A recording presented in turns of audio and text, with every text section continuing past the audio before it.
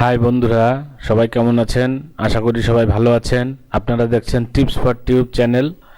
আমরা ওয়ার্ডপ্রেসের গত টিউটোরিয়ালে দেখাইছিলাম কিভাবে সি প্যানেলে ওয়ার্ডপ্রেস আপলোড করতে হয়, তার খুব সহজ মাধ্যমটি দেখিয়েছিলাম। এবং আপনারা জানেন যে একটা কাজের অনেকগুলো মাধ্যম থাকে, অনেকগুলো পদ্ধতি থাকে। আমরা খুঁজে বের করি সহজ পদ্ধতি কোনটা, যেটা আপনারা খুব সহজে করতে পারবেন এবং নতুন যারা ইউটিউবে কাজ করতে চান তাদের উপকার হবে। এজন্য এখনও যারা সাবস্ক্রাইব করেননি অবশ্যই চ্যানেলটি সাবস্ক্রাইব করুন, প্রত্যেক দিন ইউটিউব সম্পর্কিত নতুন নতুন টিপস পাওয়ার জন্য। তো যাই হোক, আমরা এখন আমাদের যে ওয়ার্ডপ্রেস সাইটটা লগ ইন করেছি, আপনারা দেখছেন যে আমরা একটা সাইটে ঢুকছি, tipsfortube.com-এ। এরকম সাদা একটা পেজ এসছে, এখানে আসলে কিছু নাই। আজকে আমরা দেখাবো থিম সম্পর্কে আলোচনা করব, থিম নিয়ে আলোচনা করব কিভাবে থিমটা আমরা চেঞ্জ করতে পারি। তো থিম চেঞ্জ করার জন্য আমাদেরকে ওয়ার্ডপ্রেস অ্যাডমিনে যেতে হবে। আমরা এই যে অ্যাড্রেসটা আছে tipsfortube.com, এখানে স্ল্যাশ দিয়ে লিখব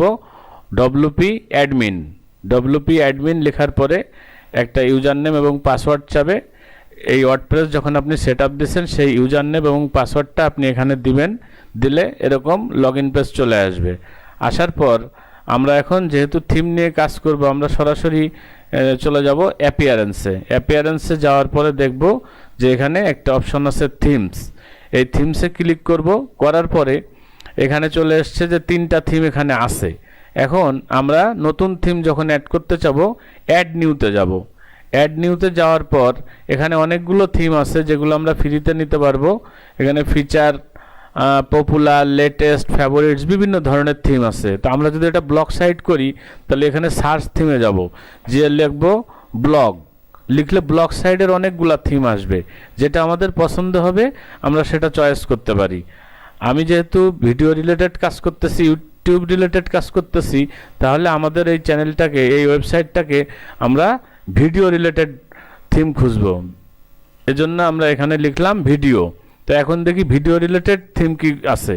অনেকগুলো ভিডিও রিলেটেড থিম চলে এসছে। তো আমরা যে কোনো একটা চয়েস করতে পারি। আপনারা এখানে দেখবেন, দেখে পছন্দ করে নেবেন। এখন আমি একটা থিম এখান থেকে সিলেক্ট করব জাস্ট আপনাদের দেখানোর জন্য। ভিডিও, এই থিমটাও মোটামুটি ভালো আছে। আমরা দেখি যে আরও থিম ভালো আছে কিনা, কারণ আমার মূল কাজটা যেটা থাকবে, যে ভিডিওগুলো ইউটিউবে থাকবে সেই ভিডিওগুলোই আমি আবার এই পেজে দিব, যাতে আপনারা এখান থেকে দেখতে পারেন বা যে কোনো সময় দেখে নিতে পারেন। এজন্য আমার এই থিমটা গো ভিডিও, এই থিমটা পছন্দ হয়েছে, আমি এটাকে ইনস্টল করতেছি।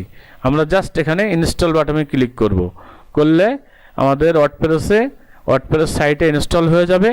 এখান থেকে আমরা অ্যাক্টিভ করতে পারি, আবার ওয়ার্ডপ্রেস সাইডে গিয়েও অ্যাক্টিভ করতে পারি। আমরা এখান থেকে অ্যাক্টিভ করলাম, করার পরে এখন আমরা ড্যাশবোর্ডে ক্লিক করে দেখব যে থিমটা পরিবর্তন হয়েছে কিনা। সেক্ষেত্রে এখানে যাই, যে দেখি যে থিমস, এই যে চলে এসছে আমাদের থিমস। এখন এখানে দেখাচ্ছে কাস্টমাইজ। এখন আমরা কাস্টমাইজে যাওয়ার আগে এখানে ওয়ার্ডপ্রেস সাইডের যে পয়েন্টগুলো আছে, যে কাজগুলো আছে, একটু ধারণা নিয়ে নেই। এখানে আছে পোস্ট, আপনারা পোস্ট সম্পর্কে বুঝতে পারতেছেন, যে কোনো লেখা এখানে আসবে। মিডিয়ায় যে ছবি, ভিডিও আমরা রাখতে পারবো। মিডিয়া লাইব্রেরি অ্যাড করে পেজেও আমরা ছবি বা কন্টেন্ট রাখতে পারবো। এখানে কিছু সিম্পল দেওয়া আছে, প্রাইভেসি পলিসি, স্যাম্পল পেজ দেওয়া আছে। এরপরে কমেন্টসগুলো ওয়ার্ডপ্রেসে যারা করবে তাদের এখানে থাকবে। অ্যাপিয়ারেন্সে অনেকগুলো অপশন আছে। আমাদের মেন কাজটা হবে বেসিক্যালি এখানে যে উইজেট আছে, সেই উইজেট এবং প্লাগইনস, অর্থাৎ একটা ওয়ার্ডপ্রেস সাইট ভালোভাবে ডিজাইন করার জন্য এই যে কাস্টমাইজ, তারপরে এই যে উইজেট এবং এই যে উইজেট, এখানে অনেকগুলো উইজেট আমাদেরকে সমন্বয় করতে হয়। আর প্লাগইনস, অনেকগুলো প্লাগইনস, এই অ্যাড নিউতে গিয়ে প্লাগইনস অ্যাড করতে হয়, যেগুলো আমি স্টেপ বাই স্টেপ আপনাদের দেখাবো। এবং কোন প্লাগইন কী কাজের জন্য নিলাম সেটা আমরা এভাবে স্টেপ বাই স্টেপ দেখাবে। ইউজার, এই ওয়ার্ডপ্রেসে যদি একাধিক ইউজার থাকে এখান থেকে ইউজারগুলো দেখা যাবে। অল ইউজার, নতুন ইউজার অ্যাড করা যাবে। টুলসে গিয়ে আমরা কিছু পয়েন্ট দেখতে পাচ্ছি, আর আছে সেটিংস। তো যাই হোক, আমরা মোটামুটি এখন এই থিমটা চয়েস করলাম। এখন আমরা আমাদের যে সাইটটা আছে tipsfortube.com-এ আমরা রিফ্রেশ করে দেখি যে আগের থেকে লুক চেঞ্জ হয়েছে কিনা, অর্থাৎ থিমটা সেটিং হয়েছে কিনা। দেখেন এখানে থিমটা চেঞ্জ হয়ে গেছে।